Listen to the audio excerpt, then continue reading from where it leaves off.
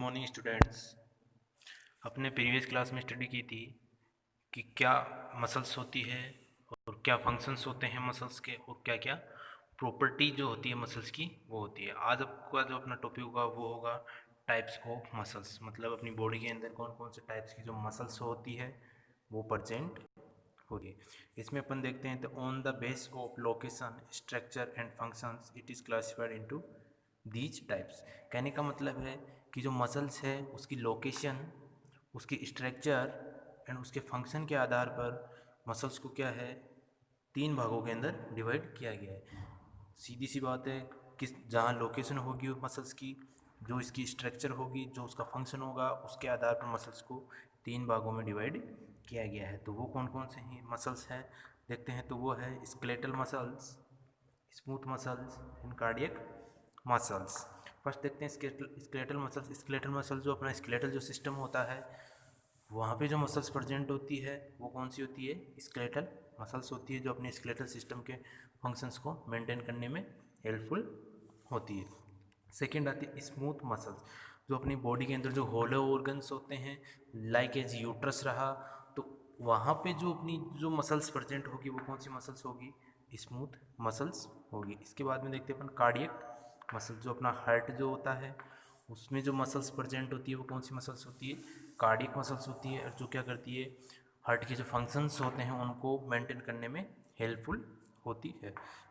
तो अपनी फर्स्ट जो मसल्स के बारे में अपन देखते हैं वो है cardiac muscles. Cardiac muscles most commonly कहाँ फाउंड होती है, हार्ट के अंदर। जो हार्ट की जो लेयर्स होती है उसके अंदर मसल्स प्रेजेंट होती है, वो कौन सी मसल्स होती है, cardiac muscles. It is found only in the heart where it form a thick layers called the myocardium.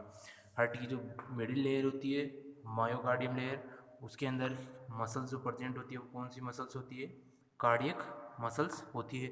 और ये ओनली किस में प्रेजेंट होती है, हार्ट में। हार्ट के अलावा ये कहीं भी प्रेजेंट नहीं होती है। हार्ट में प्रेजेंट होने के कारण ही इसका नाम क्या पड़ा, कार्डियक मसल्स पड़ा। नेक्स्ट देखते हैं तो it is a branch of striated fibres. जो स्ट्रेटेड फाइबर्स होते हैं अपनी बॉडी के अंदर उनसे मिलकर क्या बनती है, कार्डियक मसल्स बनी हुई होती है। नेक्स्ट देखते हैं nucleus present in each cell of this muscle. जो मसल्स की जो ईच सेल्स होती है उसके अंदर क्या होता है, न्यूक्लियस जो होता है वो प्रेजेंट होता है। इस सेल्स, इस जो मसल्स होती है अपनी, उसके अंदर जितने भी न्यूक्लियस होते हैं उनके अंदर सब, जितनी भी सेल्स होती हैं उनके अंदर क्या होते हैं, न्यूक्लियस प्रेजेंट ही रहेंगे। नेक्स्ट देखते हैं the striated fibres joined by intercalated disc. जो एक इंटरकोलेटेड डिस्क होती है उनके द्वारा क्या होते हैं, आपस में जुड़े हुए रहते हैं। जो फाइबर्स होते हैं इसके अंदर वो क्या होते हैं, आपस में जो स्टेटेड डिस्क होती है उसके द्वारा जुड़े हुए रहते हैं। अब देखते हैं intercalated disc are compositions of desmosomes and gap junctions. जो भी अपनी बॉडी के अंदर जो हार्ट है उसके जो गैप होते हैं या जो डीमोसम्स जो पार्ट्स होते हैं वहाँ पे क्या होती है, ये इंटरकेलेटेड डिस्क जो होती है वो प्रेजेंट होती है और क्या बनाती है, जो मसल्स होती है अपनी कार्डियक मसल्स उसको बनाने में हेल्पफुल होती है। इसके अलावा देखते हैं तो इट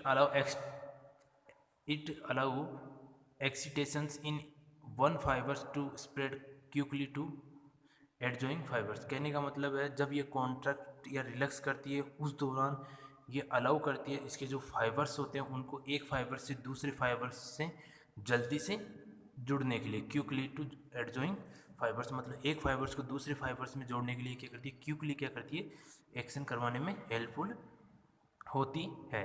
नेक्स्ट देखते हैं cardiac muscles control by autonomic nervous systems. इन जो कार्डियक मसल्स होती है वो किसके द्वारा कंट्रोल की जाती है, जो ऑटोनोमिक नर्वस सिस्टम होता है उसके द्वारा कंट्रोल की जाती है। ऑटोनोमिक नर्वस सिस्टम का मतलब होता है जिस पे अपना कोई कंट्रोल नहीं होता है, मतलब अपने आप ही क्या करती है, वो अपना फंक्शंस करती है। तो जो कार्डियक मसल्स होती है वो कैसी मसल्स होती है, इनवॉलेंट्री मसल्स होती है, और वो किसके द्वारा कंट्रोल की जाती है, जो अपना बॉडी का जो ऑटोनोमिक नर्वस सिस्टम होता है उसके द्वारा कंट्रोल की जाती है। और कुछ एंजाइम्स होते हैं या हार्मोन्स होते हैं जो क्या करते हैं, इस मसल्स को कंट्रोल करने का काम करते हैं।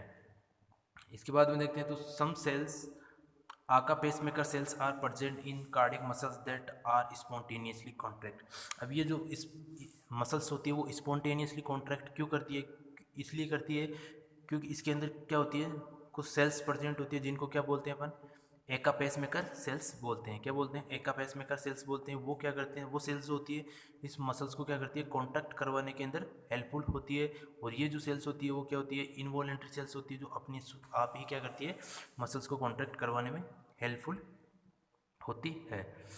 इसके बाद में अपन देखते हैं इसकी स्ट्रक्चर में देखते हैं तो ये जो मसल्स है अपने पास, ये है कार्डियक मसल्स। ये जो कार्डियक मसल होती है ये इसकी कैसी होती है, शेप होती है, एक तरीके से हम देखें तो सिलेंड्रिकल लाइक शेप है। तो इसके अंदर हर जो सेल्स है उसके अंदर क्या है, न्यूक्लियस प्रेजेंट है। जितनी भी सेल्स है उसके अंदर क्या है, न्यूक्लियस प्रेजेंट है। तो ये क्या है, एक देखा जाए तो एक कार्डियक मसल्स कौन सी है, जो दो इंटरकेलेटेड डिस्क है उनके बीच में जो सेल्स या जो मसल्स होगी वो कौन सी होगी, एक कार्डियक मसल्स का पार्ट या एक कार्डियक सेल्स होगी। दो इंटरकेलेटेड जो डिस्क होती है, जैसे ये एक इंटरकेलेटेड डिस्क है और ये इंटरकेलेटेड डिस्क है, इन दोनों के बीच में जो सेल्स होगी वो कौन सी होगी, कार्डियक मसल सेल्स होगी। और इनके बीच में क्या होगा, एक जो न्यूक्लियस होगा वो प्रेजेंट होगा। ठीक है, अब जब दो सेल्स आपस में मिलती है उस पार्ट को अपन क्या बोलते हैं, branching point of cardiac muscles. मतलब एक कार्डियक मसल्स सेल्स और दूसरी कार्डियक सेल्स जो आके क्या हो रही है, यहाँ जॉइंट हो रही है, तो इसको क्या बोल रहे हैं अपन, branching point of cardiac muscles cell.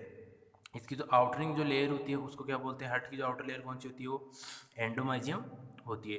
अब ये जो लाइनिंग दिखा रही है रेड पेन के द्वारा वो कौन सी है, अपने ये जो लाइनिंग दिखा रही है ये क्या है, इंटरकेलेटेड डिस्क है, जो एक सेल्स को दूसरे सेल्स से क्या करती है, डिवाइड करने में हेल्पफुल होती है। और यही सेल्स जो क्या करती है, अपनी जो ये कार्डियक मसल्स है उसको क्या करवाती है, कॉन्ट्रैक्ट करने में हेल्पफुल होती है। तो ये थी कार्डियक मसल्स। कार्डियक मसल्स क्या होती है, एक ऐसी मसल्स होती है जो हार्ट के अंदर ही ओनली प्रेजेंट होती है, जो कैसी होती है, इनवॉलेंट्री होती है और हार्ट की जो कॉन्ट्रैक्शन को क्या करती है, मेंटेन करने में हेल्पफुल होती है। इसके अंदर इंटरकेलेटेड डिस्क प्रेजेंट होती है, जितनी भी सेल्स इसके कार्डियक मसल सेल्स प्रेजेंट होती हैं उनके साथ क्या होता है, एक न्यूक्लियस प्रेजेंट होता है। इसके अलावा जो दो कार्डियक सेल्स जब आके मिलती है तो उसको अपन क्या बोलेंगे, branching point of cardiac muscles cells. और इसकी जो आउटर जो अपने हार्ट की जो मायोकार्डियम लेयर होती है उसको क्या बोलते हैं अपन, कार्डियक मसल्स ही बोल सकते हैं। तो ये थी अपनी कार्डियक मसल्स। इसके बाद में अपनी आती है स्मूथ मसल्स। इसके बाद में अपने नेक्स्ट कौन आता है, स्मूथ मसल्स। स्मूथ मसल में देखते हैं तो these muscles are present the wall of hollow organs. अपनी जो बॉडी के जो होलो ऑर्गन्स होते हैं उनका जो वॉल होता है वहाँ पे क्या होती है, ये प्रेजेंट होती है। कहने का मतलब है कि साफ है कि ये जो अपनी बॉडी जितने भी होलो ऑर्गन्स जो होते हैं वहाँ पे क्या होती है, प्रेजेंट होती है। कि these muscles are present in the wall of hollow organ such is blood vessel. जैसे अपनी बॉडी के ब्लड वेसल्स हुई, आई हुई, ग्लैंड्स हुए, यूट्रस हुए और जो स्किन हुई।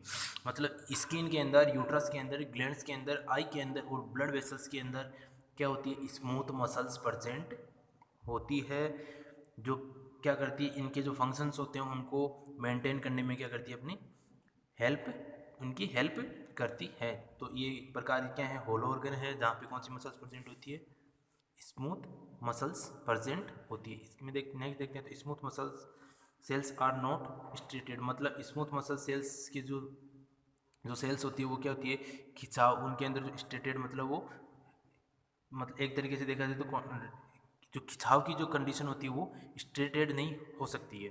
नेक्स्ट देखते हैं तो smooth muscles fibres are smaller than those in skeletal muscles. Smooth जो मसल्स फाइबर्स होते हैं वो क्या होते हैं, छोटे होते हैं किसकी तुलना में, स्केलेटल मसल्स के जो फाइबर्स होते हैं उनकी तुलना में। कहने का मतलब है कि स्केलेटल मसल्स के जो फाइबर्स होंगे वो बड़े होंगे किसकी तुलना में, स्मूथ मसल फाइबर्स की तुलना में।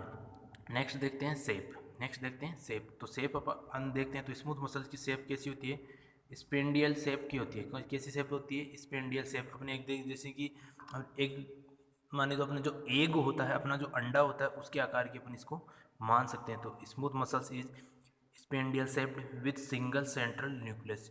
एक ही सेंट्रल के अंदर क्या होता है, इसके अंदर न्यूक्लियस प्रेजेंट होता है और इसकी शेप कैसी होती है, स्पेंडियल शेप की होती है। जैसे अपन बोल सकते हैं कि जो अंडे का जो आकार होता है उस आकार में क्या होती है, इसकी शेप होती है। अब इसके अंदर एक नोट आता है, उसके बारे में देखते हैं। These are also called involuntary muscles because it is controlled by autonomic nervous system. इसको अपन क्या कह सकते हैं, इनवॉलेंट्री मसल्स बोलते हैं। जबकि कार्डियक मसल्स कौन सी थी, वो भी क्या थी, एक इनवॉलेंट्री मसल्स थी जिसको अपन कंट्रोल नहीं कर सकते थे। तो ये भी क्या है, एक इनवॉलेंट्री मसल्स है जिसको अपन क्या नहीं कर सकते, खुद के द्वारा कंट्रोल नहीं कर सकते।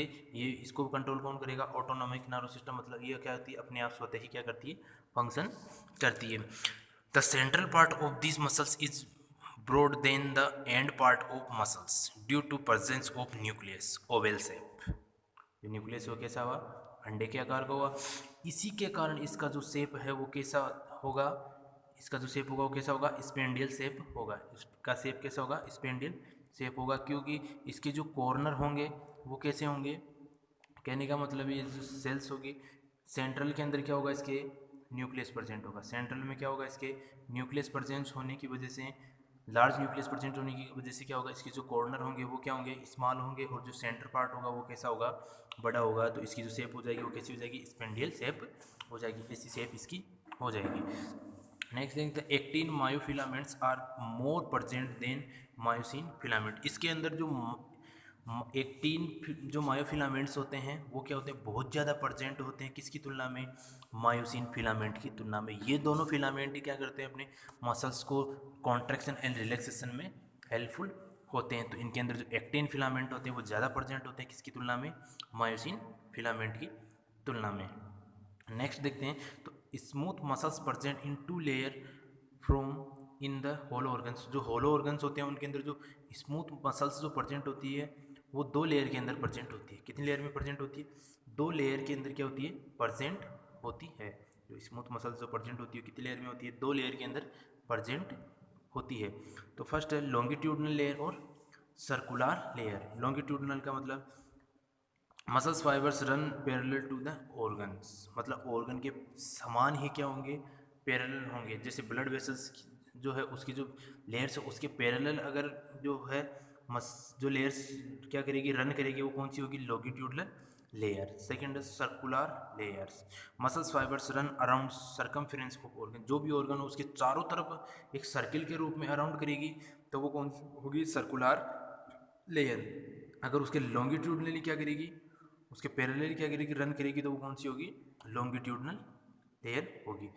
Both layers participate in peristaltic movement. कहने का मतलब है ये स्मूथ मसल्स जो होती है वो होल ऑर्गन में दो पोजीशंस के अंदर पाई जाती है, या तो लॉन्गिट्यूडनल फॉर्म में होगी या सर्कुलर फॉर्म में होगी। लेकिन जो पैरासाल्टिक अपनी जो इंटेस्टाइन होती है उसके अंदर जो पैरासाल्टिक मूवमेंट्स होते हैं उनके अंदर ये दोनों लेयर्स क्या करती है, काम करती है। दोनों लेयर्स क्या करती है, एक साथ काम करती है।